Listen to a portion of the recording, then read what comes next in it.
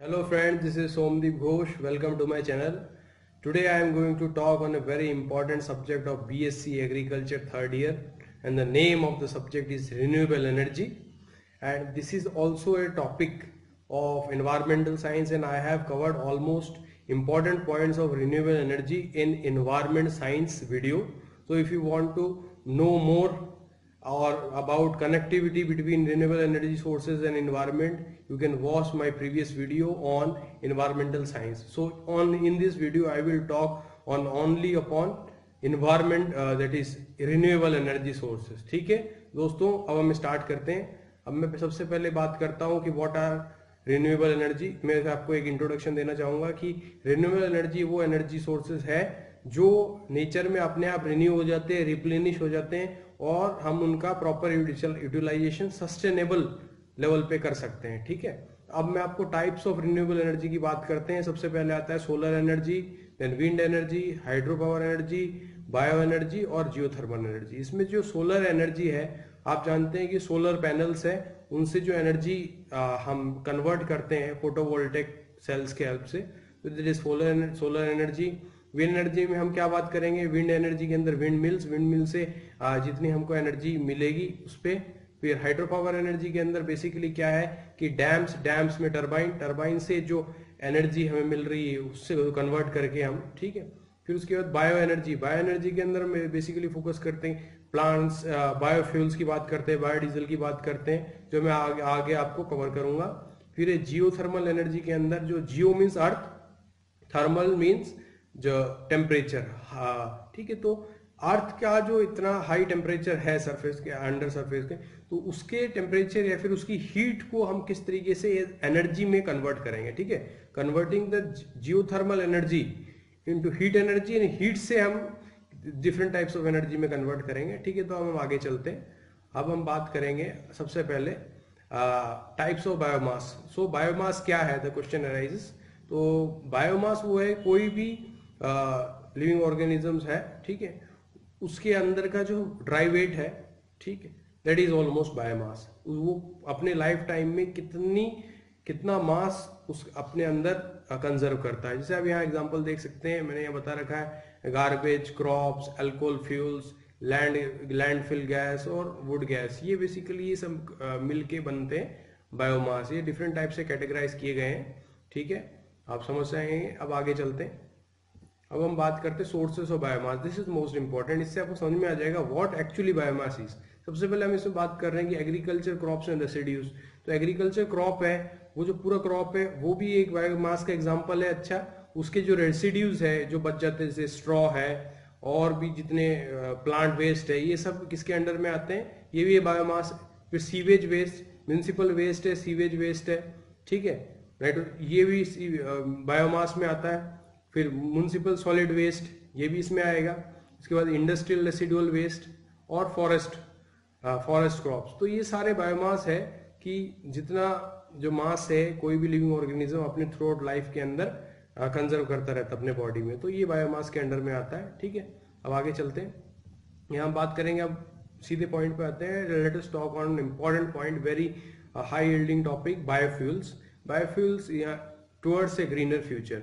Biofuels हमें किससे मिलते हैं? कि हमसे प्लांट से मिलते हैं, जैसे जेट्रोपा, शुगर केन, कॉर्न। इसमें होता क्या है कि इनको जब ट्रीटमेंट किया जाता है इन प्लांट्स का, उनमें से जो ऑयल निकलता है, या तो उससे हमको मिल जाते हैं बायोडीजल, या फिर जो शुगर केन है, शुगर केन से जो इथेनॉल को कन्वर्ट करके भी बायोफ्यूल्स के रूप में आप यूज कर सकते हैं। तो आगे बढ़ते हैं हम हम आपके सामने बात करते हैं बायोडीजल की। तो बायोडीजल बायोफ्यूल के अंडर में आ रहा है। यहाँ आप देख सकते हैं स्क्रीन पे बायोडीजल आपको कैसे मिल रहा है। मोस्टली प्लांट सीड से मिल रहे हैं, जैसे यूफोर्बेसी फैमिली के जो प्लांट्स है उनमें से हमको ज्यादातर मिलता है। जेट्रोपा इसका एग्जांपल है। साइड में जो फ्रूट है वो जेट्रोपा का फ्रूट है। ठीक है, अब आगे चलते हैं। अब मैं आपको बात करता हूँ सन एनर्जी, किस तरह से बायोफ्यूल हमारे लाइफ में बहुत इंपॉर्टेंट है। जैसे इसमें आपको एक साइकिल से मदद करता हूँ समझाने की, कि सोलर एनर्जी सबसे पहले क्या, प्लांट्स है, with the help of photosynthesis उन्होंने एनर्जी अपने अंदर कंजर्व करने के बाद फिर वो वो जो क्रॉप्स थे, फॉर एग्जांपल हम एग्जांपल लेते हैं कि जेट्रोफा का, वो क्रॉप को रिफाइनिंग के लिए भेजा, ठीक है। रिफाइनिंग करने के बाद जब रिफाइन हुआ तो हमको क्या मिल गया, दो, एक फूड प्रोडक्ट मिला, जो वेस्ट प्रोडक्ट था वो कैटल को दे दिया एज ए फॉडर, और जो बच गया वो बायोडीजल बना लिया हमने उसका, ठीक है। और बायोडीजल को भी हमने प्यूरिफाई किया तो हमें दो चीज मिली, one glycerine products, glycerol, glycerine और पेट्रोलियम प्रोडक्ट्स, ठीक है, ये बायोडीजल प्रोडक्ट। दूसरा हमें मिला रिन्यूएबल फ्यूल बायोडीजल, जिससे क्या हुआ कि हमने उसको डिफरेंट मशीन चलाने के लिए यूज किया, कार, मोटरसाइकिल, उसको कन्वर्ट करके। उससे क्या हुआ कि पोल्यूशन लेवल कम हुआ, क्योंकि ये बायोडीजल आप जानते हैं it is completely lead free, ठीक है, पोल्यूशन बहुत ही लो है इसका। और हमें इसके अंदर कंबेशन के बाद क्या मिलता है, कार्बन डाइऑक्साइड, उसको वापस प्लांट एब्जॉर्ब कर लेगा during the process of photosynthesis, ठीक है। अब हम आगे बात करते हैं अगले पॉइंट की। यहाँ है टाइप्स ऑफ बायोफ्यूल्स। यहाँ हम फोकस करेंगे कि कितने टाइप्स के बायोफ्यूल्स है। Basically there are first generation, second generation, third generation, but most important is first generation and second generation biofuels. First generation में क्या आता है, bio alcohol, biodiesel, vegetable oil, biogas, syn gas और solid biofuel, ठीक है। तो इसमें जो बायो अल्कोहल है और बायोडीजल है, ये मेन दो इंपॉर्टेंट टाइप्स ऑफ बायोफ्यूल्स है फर्स्ट जनरेशन के। और अब हम आगे बढ़ते हैं, ठीक है। तो अब हम बात करेंगे क्लासिफिकेशन ऑफ बायोफ्यूल्स। ये बायोफ्यूल्स के अंदर फर्स्ट जनरेशन है, सेकंड जनरेशन, थर्ड जनरेशन। अब मैं आपको इसको डिफाइन करता हूँ, what is first generation biofuels. First generation biofuels वो बायोफ्यूल्स है also called conventional fuels, it include sugar, starch और वेजिटेबल ऑयल। इसमें क्या होते हैं कि शुगर केन, शुगर्स और स्टार्च, कार्बोहाइड्रेट्स के कन्वर्शन से जो हमको बायो फ्यूल मिलेगा वो, या फिर वेजिटेबल से, जैसे मैंने आपको बताया कि जेट्रोफा, इनसे जो हमें मिलेगा, ये फर्स्ट जनरेशन है। अब सेकंड जनरेशन क्या है, known as advanced biofuels and can be manufactured from different types of biomass। ये किसी भी different types of biomass से आप बना सकते हैं। अब इनके एग्जाम्पल मोस्ट इंपॉर्टेंट है, पहला है लिग्नोसेल्यूलोजिक, ठीक है। अब लिग्नोसेल्यूलोज, इसमें लिग्निन भी हो और सेल्यूलोज भी हो। ये चीजें कौन सी हो सकती है, पहला हो सकता है वुड, दूसरा है स्ट्रॉ, फिर वेस्ट प्लास्टिक्स। तो इसमें क्या है, बेसिकली सेकंड जनरेशन को हम और मॉडिफाई कर रहे हैं, किसी भी बायोमास से बना रहे हैं जिसमें लिग्नोसेल्यूलोज हो, लिग्नोसेल्यूलोजिक, उसमें एग्जाम्पल है वुड, स्ट्रॉ और वेस्ट प्लास्टिक, ठीक है। और थर्ड जनरेशन की अगर हम बात करें तो ये मोस्ट हाईली डेवलप्ड है। इसमें एक्सट्रैक्ट फ्रॉम एल्गी, मोस्टली मेरेन एल्गी। मेरेन एल्गी मतलब होता है कि जो सी के अंदर जो हमें एल्गी मिलती है, उनको जब कन्वर्ट करते हैं, उनके कन्वर्जन से, एक्सट्रैक्शन से हमको मिलता है थर्ड जनरेशन बायोफ्यूल्स। तो दी सबसे इंपॉर्टेंट, हम मोस्टली इन टॉपिक्स में फर्स्ट जनरेशन ही कवर करेंगे और सेकेंड थर्ड नहीं करेंगे, ठीक है। हम आगे चलते हैं, हम बात करते हैं बायोडीजल प्रोडक्शन प्रोसेस। इसका प्रोसेस क्या है, वेरी सिंपल प्रोसेस है, आप देख सकते हैं with I have explained it with the help of a flow chart. इसमें एक्सट्रैक्टेड ऑयल, उसमें मिथेनॉल मिलाना है, एक्सट्रैक्टेड ऑयल प्लस मिथेनॉल, फिर क्या हुआ, ट्रांस एस्टरिफिकेशन, मींस एस्टरिफिकेशन हो रहा है, ट्रांस। फिर आगे जब गया, फिर हमको एक मिला इम्प्योर बायोडीजल और एक है प्योर ग्लिसरीन, प्योर ग्लिसरीन और इम्प्योर बायोडीजल। फिर हम आगे गए, इन दोनों को सेपरेट किया, सेपरेशन एंड प्यूरिफिकेशन। तो ये सेपरेशन और प्यूरिफिकेशन प्रोसेस कंप्लीट होने के बाद वी गॉट बायोडीजल, और दूसरे साइड हमने मिला ग्लिसरीन। अगर आप फिर से, मैं आपको रिवीजन करवाता हूं, आप कुछ टाइम के लिए ग्लिसरीन को आउट कर दीजिए तो आपको क्या मिले, एक्सट्रैक्टेड ऑयल प्लस मेथनॉल। ये जब दोनों ऐड हुए तो ट्रांस एस्टरिफिकेशन किया गया इनका, हमको मिला इम्प्योर बायोडीजल। इम्प्योर बायोडीजल का सेपरेशन किया गया, फिर प्यूरिफिकेशन किया, तो हमें मिला फैटी एसिड मिथाइल एस्टर।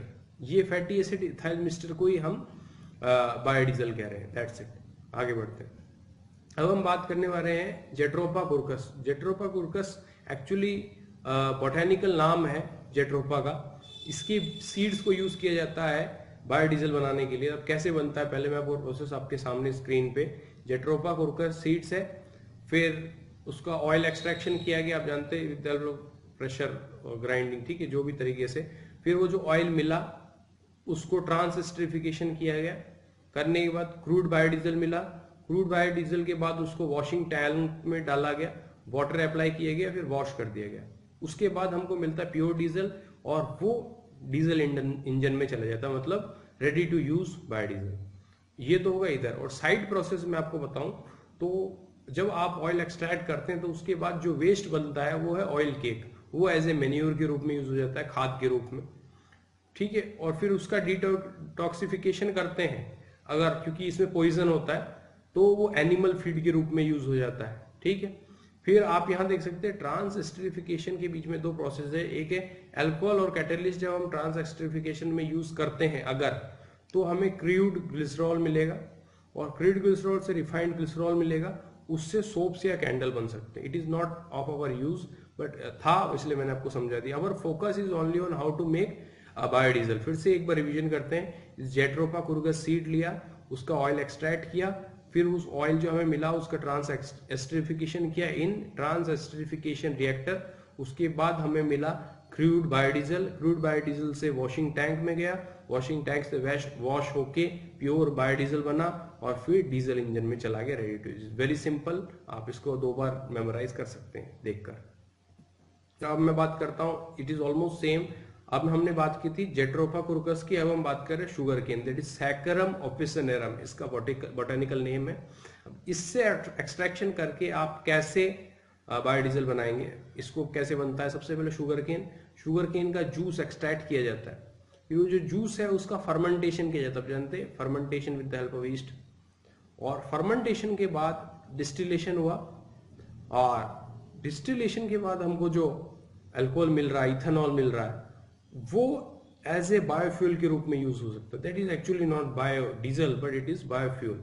फिर से आप फोकस करें शुगर केन से जूस एक्सट्रैक्शन, जूस एक्सटेंशन का फर्मेंटेशन डिस्टिलेशन, और डिस्टिलेशन से आपको मिल जाता है दैट इज इथेनॉल। इथेनॉल को आप एनहाइड्रस फॉर्म का मतलब होता है जिसमें वाटर बिल्कुल ना हो, एकदम प्योर इथेनॉल, ये एज ए फ्यूल यूज हो रहा है। अब इसमें मैं अगर वेस्ट की बात करता हूँ तो बेगिस एक वेस्ट है। जब शुगर केन के जो जूस निकलने के बाद जो वेस्ट प्रोडक्ट बचता है, ये काम आते हैं बॉयलर इंडस्ट्रीज के अंदर बर्निंग के लिए, फिर वो हीट मिल जाती है हमको, वो एक वेस्ट है। बाकी हमको फोकस खाली how to make ethanol from sugar cane, this is our focus, ठीक है। अब हम आगे बढ़ते हैं। अब मैं बात करने वाला हूँ सबसे इंपॉर्टेंट पॉइंट की, ये है ब्रिक्वेटिंग। ये प्रोसेस है ब्रिक्वेटिंग के अंदर क्या होता है, कोई भी वुड है या कोल है, उसको प्रेशर से, कोई भी सीव होता है, सीव, उसमें प्रेशराइज किया जाता है जिससे वो छोटे छोटे पिलेट फॉर्म में निकलते हैं। ये आपके स्क्रीन के सामने ये वुड का पिलेट है। तो इनको बर्निंग में यूज किया जाता है क्योंकि उनकी कैलोरीफिक वैल्यू काफी हाई होती है, इसलिए इसको आग जलाने के लिए यूज किया जाता है। कोल का भी बनता है, वुड का भी बनता है। ये प्रोसेस ब्रिक्वेटिंग हो गए, और आपके सामने स्क्रीन पे जो आपको दिख रहा है इट इज ब्रिक्वेट्स, ठीक है। अब हम आगे चलते हैं। यहाँ हम बात करें यूज ऑफ ब्रिक्वेट्स। अब इसको फोकस करके बताऊंगा। पहले फर्नेस एंड फाउंड्रीज में, मतलब फर्नेस वहाँ आग जलाने के लिए आपको काम आता है, भट्टियों में। फिर है कमर्शियल एंड रेसिडेंशियल हीटिंग, ठीक है। कमर्शियल मीन्स कंपनी के अंदर को यूज करने के लिए, रेसिडेंशियल आप इसको घर में भी एज ए बर्निंग एजेंट के लिए आप इसको यूज कर सकते हैं, खाना पकाने के लिए भी। फिर this briquettes are used to generate heat in winters and cold areas, canteen, hotel और कैफेटेरिया। आपको बहुत अच्छे समझ में आ रहा है कि भाई आप इसको बर्न करेंगे तो हीट जनरेट होगी। हीट जनरेट आप कहाँ कहाँ यूज कर सकते हैं? कोल्ड एरिया जहाँ ठंड है वहां यूज कर सकते हैं, कैंटीन में, होटल में और कैफेटेरियाज में। फिर ब्रिक लिंस, माने जहाँ ईंट बनाते हैं उन भट्टियों को चलाने के लिए ब्रिक्वेट्स का आप अच्छे से यूज कर सकते हैं, ब्रिक्वेट्स का, ठीक है। फिर उसके बाद it is that the complete substitution of coal, मतलब इट सब्सटीट्यूट्स कोल, कोल को एक कंप्लीट सब्सटीट्यूट करता है, ठीक है। कोल की जरूरत नहीं पड़ती अगर ब्रिक्वेट्स आपके वुड के हैं। फिर बॉयलर्स के अंदर आप इसको यूज करते हैं। और फिर biomass briquettes made by briquetting plant can be used in boilers of sugar mills, lamination, leather industries, dyeing houses, paper mills, food processing machines, solvent extraction plants, oil extraction. जो सब पूरा बता दिए, इसका एक समराइजेशन था, नीचे पॉइंट पे आप देख सकते हैं। हो गया कंप्लीट। अब हम ये ब्रिक्वेटिंग मशीन है, this is very advanced briquetting machine. इसके अंदर आप वुड डालते हैं और वो प्रेशर होके पिलेट्स में चेंज हो जाता है। इसमें कुछ ज़्यादा समझाने का है नहीं। और यहाँ मैं बात कर रहा हूँ गैसीफायर्स का। तो गैसीफायर प्रोसेस क्या है कि कोई भी वुड है या कोल है, इनको जब आप बर्न करते हैं तो उससे स्टीम प्रोड्यूस होगी। वो स्टीम को आप क्या यूज करेंगे? टरबाइन को घुमाने के लिए, ठीक है। तो यहाँ एक अपड्राफ्ट गैसीफायर है। यहाँ आप देख सकते हैं क्या हो रहा है। सबसे डाउन में एशपिट, फिर combustion zone, reduction zone, pyrolysis, drawing और गैस। यहाँ क्या हो रहा है कि नीचे जो एशपिट है यहाँ पे मटेरियल डाला हुआ है जलाने के लिए। जब ये जला तो कंबस्शन हुआ, आग जल गई। आग जला तो कंबस्शन के बाद रिडक्शन प्रोसेस होता है।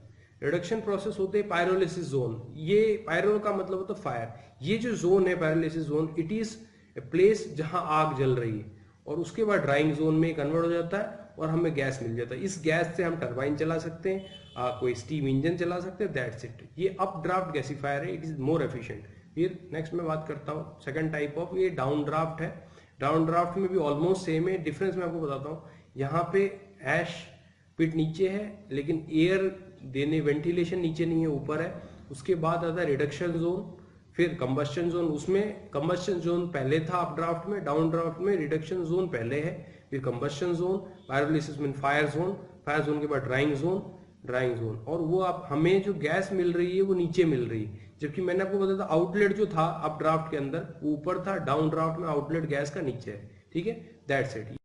तो अब हम बात करते हैं सोलर एनर्जी की। तो सोलर एनर्जी के अंदर हम स्टार्ट करते हैं। You can see on the screen, ये सोलर पैनल है, लाइट पड़ती है और इससे जो इलेक्ट्रॉन्स ट्रैवल करते हैं और हमको एनर्जी मिल जाती है। ठीक है, वो हम आगे चलते हैं। फिर इसके अंदर ये सोलर पावर सोल्यूशन, मतलब इसके अंदर मैं आपको बताना चाह रहा हूँ कि सोलर एनर्जी की क्या क्या यूटिलाइजेशन है। पहले आप देखिए कि सन से लाइट आई, वो सबसे पहले सोलर पैनल पे गिरी, उससे इलेक्ट्रॉन्स का फ्लो शुरू हुआ और इलेक्ट्रॉन्स फिर बैटरी में गए, बैटरी से इन्वर्टर ने कन्वर्ट किया, कन्वर्ट करने से हमको क्या क्या मिला। अब यहाँ चार्ज कंट्रोल लिखा हुआ है, वो इस चार्ज को मतलब डीसी को एसी में कन्वर्ट करता है। ठीक है, कन्वर्ट करने के बाद हमें आप मोबाइल चार्ज कर सकते हैं, बैटरी चार्जिंग कर सकते हैं, इंडस्ट्रियल यूज में आ सकता है और होम पावर में यूज आ सकता है। इसमें कुछ ज़्यादा समझाने का नहीं है, आगे चलता हूँ। फिर इसमें हम बात करते हैं व्हाट इज दिस। ये है सोलर कुकर। ये यहाँ पे आपका खाना आराम से पक जाता है, खाना रखिए, ठीक है, और ये सोलर लाइट रिफ्लेक्ट होगी, रिफ्लेक्ट होने से हीट जनरेट होगी और ये खाना पक जाएगा, बस। फिर ये है सोलर एयर हीटर। यहाँ पे क्या करता है, ठंडी हवा अगर इस सोलर पैनल के अंदर आएगी तो ये गर्म हवा में कन्वर्ट हो जाएगी। क्यों? सोलर एनर्जी और मिल रहा है और जो एयर आ रहा है वो एयर को हीट कर देगा ये पैनल। ठीक है, आगे चलते हैं। ये क्या है? सोलर वाटर पंप है। सोलर वाटर पंप में क्या है कि जब ये सोलर एनर्जी लाइट पड़ती है, ये पैनल्स फिर इलेक्ट्रॉन जनरेट करते हैं, उससे पंप चलने लगता है और ये आप पानी खींच जाता है, दैट्स इट। फिर आगे ये है सोलर लैम्प। ये भी वही प्रोसेस है, ऑलमोस्ट सब सेम है, बस सनलाइट से पैनल टू इन्वर्टर, फिर बैटरीज, और वहां से कन्वर्ट करके लैम्प जल के लैम्प एलईडी होता है। ठीक है, आगे चलते हैं। अब ये भी एक सिंपल वो स्ट्रीट लैम्प था, और ये जो है ये नॉर्मल सोलर लैम्प है फॉर हाउस होल्ड यूज। इसका भी प्रोसेस कंप्लीटली सेम है। मोस्ट इंपॉर्टेंट इज दैट अगर सोलर एनर्जी को कन्वर्ट करना है आपको पैनल चाहिए। पैनल बने होते हैं मोस्टली सिलिकॉन से। ठीक है, आगे चलते हैं। फिर ये बात करते हैं, ये what is this. This is solar water heater. यहाँ पे वही सोलर पैनल है, सन की लाइट आती है, उससे जो हीट होती है, हीट जनरेशन से पाइप लगा रखा है, यहाँ पे आप रेड कलर में देख सकते हैं, जो हीट जनरेट हो रही है इससे वाटर गर्म होता जा रहा है, पानी इन पाइप्स के अंदर है और सीधा शावर मिल जाता है, हीट शावर, दैट्स इट। फिर ये जो बात है ये क्या है, what is this. This is solar pond. Solar pond के अंदर मैं आपको बताता हूँ क्या होता है। ये एक आर्टिफिशियल सोलर एक पॉन्ड होता है। ठीक है, यहाँ वाटर है, लाइट गिरती है तो इससे क्या होता है कि वाटर इवेपोरेट होते रहते हैं, तो सैलिनिटी इसकी बढ़ती जाती है, जिससे ये कई तरह से यूज में आती है। ये एनर्जी जनरेट भी कर सकते हैं आप इसे सॉल्ट भी ले सकते हैं। ठीक है, ये सोलर पॉन्ड का एक एग्जांपल है। अगर एग्जाम में आपको पूछते हैं तो make this diagram and it will be okay. ठीक है, आगे बढ़ते हैं। अब मैं आपको बताता हूँ व्हाट इज कंडक्शन। तो energy is transferred by direct contact. जब डायरेक्ट कॉन्टैक्ट से एनर्जी ट्रांसफर हो जाए, मोस्टली हीट एनर्जी, आप देख सकते हैं यहाँ पे क्या हो रहा है, गैस के स्टोव के ऊपर रखा हुआ है एक मेटल कंटेनर। जैसे मेटल कंटेनर हीट हुआ, आपने उसको टच किया, कंडक्शन की हेल्प से पूरी हीट ट्रांसफर हो गई और आपके हाथ में चली गई, आपको गर्म लगा। ये कंडक्शन का एग्जांपल है। डायरेक्ट कॉन्टैक्ट, याद रखिए, direct contact is the key word of conduction. आगे चले, अब हम बात करते हैं, यहाँ मैं कन्वेक्शन करेंट्स की बात करता हूँ। 3 तरीके के होते हैं एक्चुअली। पहला कंडक्शन, कन्वेक्शन और रेडिएशन। अब यह कन्वेक्शन के अंदर क्या हो रहा है, वही देखिए, स्टोव के ऊपर कंटेनर पानी भरा हुआ है, जब वाटर मॉलिक्यूल्स हीट होते हैं। इसमें कन्वेक्शन की डेफिनेशन क्या है कि सेम मॉलिक्यूल जो है, जैसे वाटर मॉलिक्यूल्स है, वो हीट करते हैं तो वो करंट्स डेवलप करते हैं। तो यही जो करंट्स है, जो कन्वेक्शन, ये इसे कन्वेक्शन कहते हैं। यहाँ क्या हो रहा है, अब देखिए कि वार्मर वाटर राइजेस, तो ये करंट्स कैसे जनरेट हो रहा है कि जब वाटर हीट हो जा रहा है तो ऊपर की ओर बढ़ रहा है, ठीक है, और वेपर में चेंज हो जाता है। और कूल होता है तो वापस नीचे आ जाता है, तो इससे एक साइकिल बनती है। This is called as convection currents. ठीक है, इट्स क्लियर। आगे बढ़ते हैं। ये इसमें मैंने दिखाने की कोशिश की है रेडिएशन, कन्वेक्शन, कंडक्शन। आप देखिए इस डायग्राम को ध्यान से। स्टोव है, कंटेनर है, कंटेनर में वाटर भरा हुआ है, पानी भरा हुआ है, गर्म हो रहा है। ठीक है, अब जो हीट आपको महसूस हो रही है, जो आपके पास आ रही है, that is with the help of radiation. ये रेडिएशन या फिर सन की एनर्जी जो आपको फील होती है गर्मी, वो it is the form of radiation. Conduction मैंने बताया कि with in the water molecule जब हीट करने लगते हैं, ये कन्वेक्शन हो गया। और इसलिए क्या तो कहते हैं कन्वेक्शन कुकर। तो इस एग्जांपल के वाटर मॉलिक्यूल्स हीट होते हैं इसमें खाली खाली। और कंडक्शन में क्या है, जैसे ही आप देखिए हाथ से जैसे उसको पकड़ा उस मेटल को, तो गर्म महसूस हुआ, हाथ जल गया। तो ये क्यों था? This is the example of conduction कि मेटल जो है हीट को कंडक्ट करते हैं। ये एक ही डायग्राम के अंदर सब कुछ बता दिया। दैट्स से आगे बढ़ते हैं। अब मैं बताता हूँ applications of solar energy. It is very important, listen it carefully. First, water heating, it is used for heating water.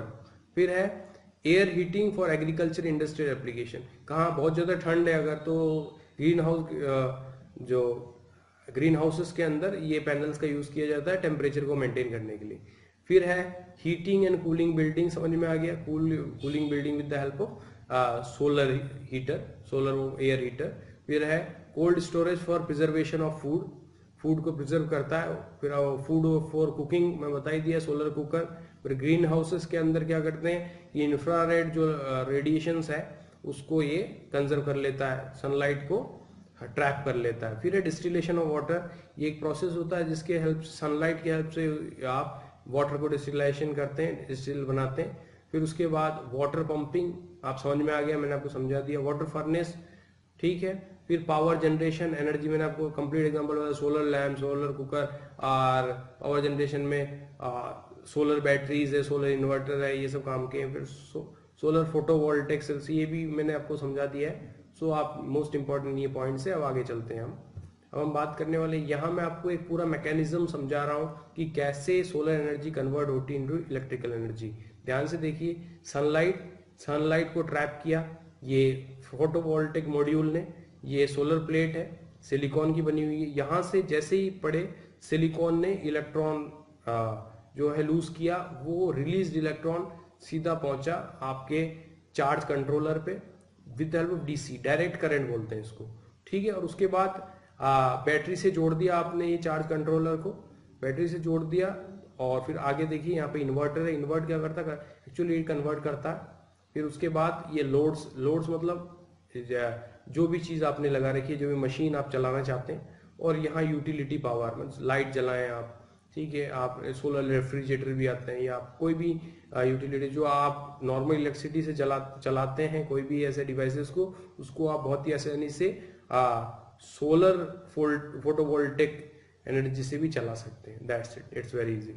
फिर हम बात कर रहे हैं, ये बहुत इंपॉर्टेंट है कि एक सोलर पंप कैसे चलता है। फिर से देखिए, सनलाइट से पैनल पे आया, और पैनल पे आने के बाद जो है पंप कंट्रोलर से पंप कंट्रोल होता है। और ये जो इससे जो एनर्जी मिल रही है, इससे पंप चलने लगा, और इसी से आप इरिगेशन दे सकते हैं आसानी से। ये पहले वाले मॉडल का ही एडवांस मॉडल था। ठीक है, दैट्स इट। अब हम आगे चलते हैं। तो यहाँ हम कवर करने वाले हैं विंड एनर्जी को। इट्स वेरी इंपॉर्टेंट, बहुत ही इंटरेक्टिव है। So stay connected with me. Wind mills आप सामने देख सकते हैं। आगे चलते हैं। ये देखिए, एक बहुत पुराने जमाने का विंड मिल है। It is very interesting. ये भी देखना चाहिए हमको, पुरानी चीजें भी कभी बार, ओल्ड इज गोल्ड। अब मैं आपको ये डायग्राम बता रहा हूँ, ये मैं आपको बता रहा हूँ actually constructional details of a wind mill. कैसे, सबसे पहले कि इसका जो मेन पार्ट है, मोटर या रोटर कह सकते हैं आपको, जो पूरे फैंस को घुमाता है, दिस इज, इसको कहते हैं रोटर। रोटर के जो पीछे का पार्ट है, आप देख सकते हो, टरबाइन हाउसिंग जो है उसको बोलते हैं नेसल, NACLLE। ठीक है, और जिसने इसको, जो पोल है जिसने इस फैन को सीधा स्ट्रेट रखा है, उसका नाम है टावर, और नीचे फाउंडेशन। और आप जानते हैं ये जो तीन दिख रहे हैं ये फैंस है। तो ये बहुत ही सिंपल, रोटर, नेसल, टावर और फाउंडेशन, दैट्स इट। इससे ज्यादा लिखने की जरूरत नहीं है। अब मैं आपको बताना चाह रहा हूँ advantages and disadvantages of wind mill. बहुत अच्छे से सुन लीजिएगा। एडवांटेजेस है रिन्यूएबल एनर्जी। आप जानते हैं, मैं पढ़ाई जब ये सब्जेक्ट ही रिन्यूएबल एनर्जी है, तो ऑफकोर्स विंड मिल भी रिन्यूएबल एनर्जी है, आप रिन्यू कर सकते हैं विंड को। फिर है पोल्यूशन फ्री, बिल्कुल पोल्यूशन फ्री है, और कॉस्ट इफेक्टिव, काफी एक बार खर्चा आता है, दोबारा खर्चा नहीं आता है इसमें। अब यही इसकी डिसएडवांटेजेस भी सुन लीजिए, two faces of a same coin. पहला है अनरिलायबल विंड स्ट्रेंथ। अगर विंड स्ट्रेंथ बहुत जोरदार नहीं हुई या फिर बहुत इफेक्टिव नहीं हुई तो ये टरबाइन इतने बड़े बड़े घूमेंगे ही नहीं फैंस, तो ये फेलियर हो जाता है। फिर थ्रेट टू वाइल्ड लाइफ, मतलब आप अगर कोई भी जगह यहाँ लगाते हैं तो वो एरिया को पहले आपको क्लियर करना पड़ेगा, तो हो सकता है उससे वाइल्ड लाइफ भी वहां से दूर चले जाए तो नुकसान हो सकता है। फिर है नॉइज डिस्टर्बेंस, जब इतने बड़े बड़े फैन चलेंगे तो आवाज आती रहेगी सो सो सो, तो दिस इज द डिस्टर्बेंस। तो आप एक बार फिर से मैं आपको समराइज करता हूं, it is renewable, pollution free, cost effective, but unreliable wind strength. Okay, फिर है threat to wildlife, animals को खतरा हो सकता है अगर ये गिर जाए पोल वोल, ठीक है, टावर। और दूसरा है नॉइज डिस्टर्बेंस, ये आप समझिए आवाज आती है इतनी बड़ी बड़ी मशीनों से। आगे चलते हैं, अब मैं इसको बताता हूँ how many types of windmills are there. पहला है tower stage, first, very simple. दूसरा है स्मोक ग्राउंड सेलर, इसका नाम है, देख लीजिए, याद रख पाए तो ठीक।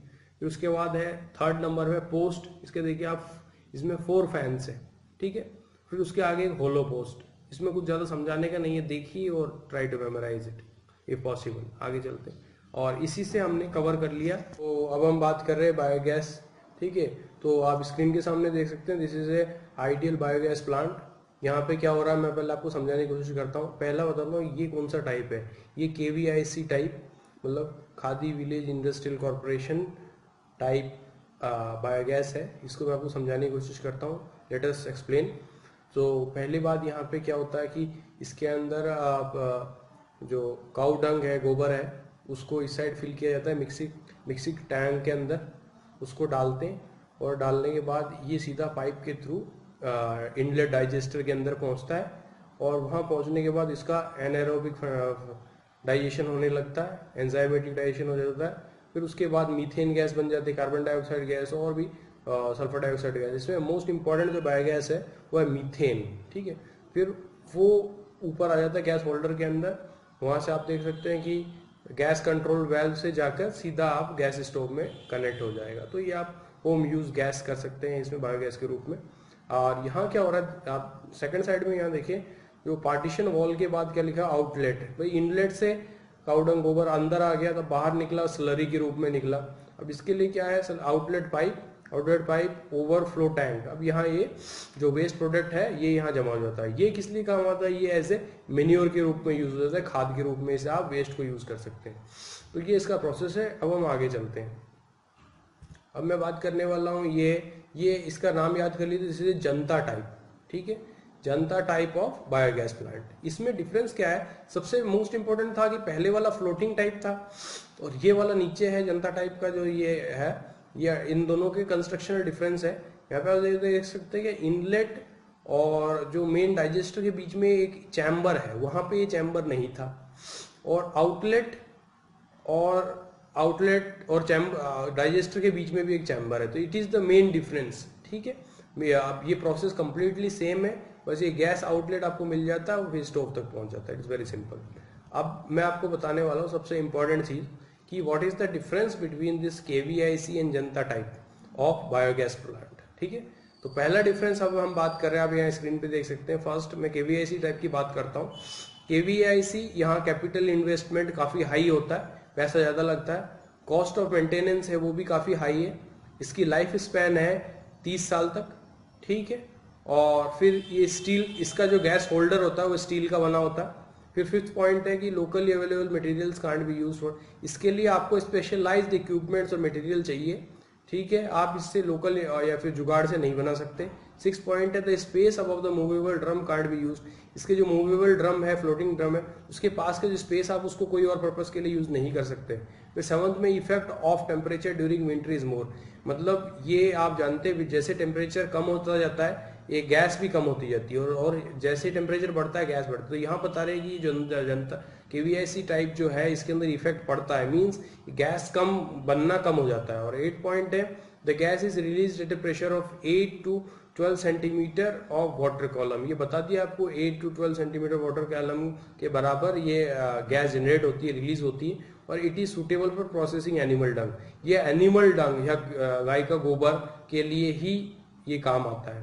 अब बात करते हैं जनता टाइप के लिए। सबसे और बढ़िया बात इसमें है कि कैपिटल इन्वेस्टमेंट इज लेस, इसका खर्चा काफी कम पड़ता है। फिर है cost of maintenance is minimum, यहाँ बताया कि मैक्सिमम है केवीआईसी में, लेकिन जनता टाइप में मिनिमम, ठीक है।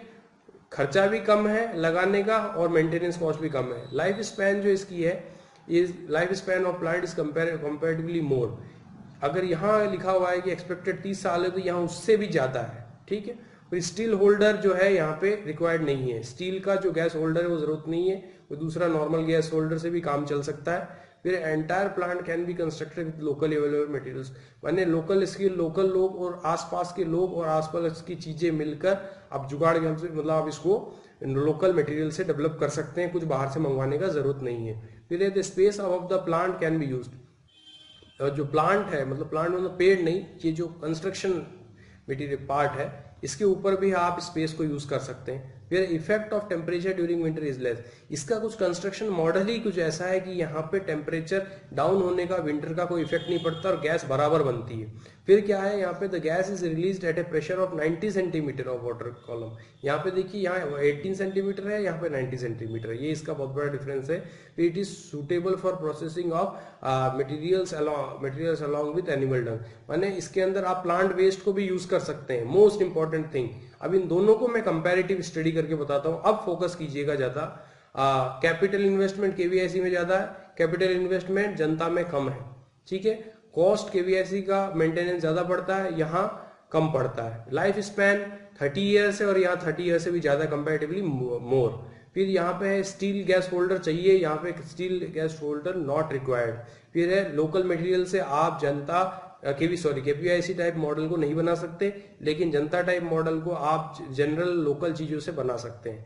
फिर है the space of the material, यहाँ आपको मटेरियल जो स्पेस जो है प्लांट के ऊपर उसको यूज नहीं कर सकते, और यहाँ वो जो स्पेस है जगह उसको आप अच्छे से यूज कर सकते हैं। फिर यहाँ इफेक्ट ऑफ टेम्परेचर ज्यादा पड़ता है, यहाँ पे टेम्परेचर या विंटर में कोई फर्क नहीं पड़ता, ज्यादा फर्क नहीं पड़ता। फिर है गैस रिलीज कितना, ये आपको ध्यान में रखना है, 8 से 12 किसमें, केवीआईसी में, और यहाँ क्या है 90 सेंटीमीटर, दैट्स इट। फिर उसके बाद it is suitable for processing animal डंग, यहाँ पे सिर्फ एनिमल डंग यूज कर सकते हैं केवीआईसी में, जबकि यहाँ जनता टाइप में आप अदर मटेरियल्स भी यूज कर सकते हैं, ठीक है। और इससे आपका पूरा बायोगैस प्लांट कंप्लीट हो जाता है। और thanks for watching this video, stay connected, please like, share and comment on our videos. We will hopefully make many videos on agriculture. Thank you very much.